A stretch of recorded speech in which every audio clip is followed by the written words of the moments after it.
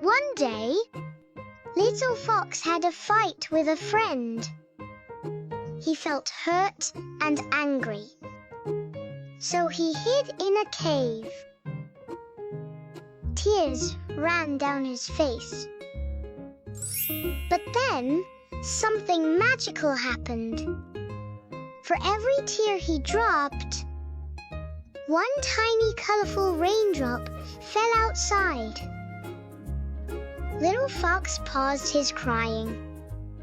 Then he cried a little, just to test it. More colorful drops fell. Seeing this, he let his tears flow again. Soon, the rain slowed and stopped. His heart felt calm and light again. He stepped out and saw many colorful flowers.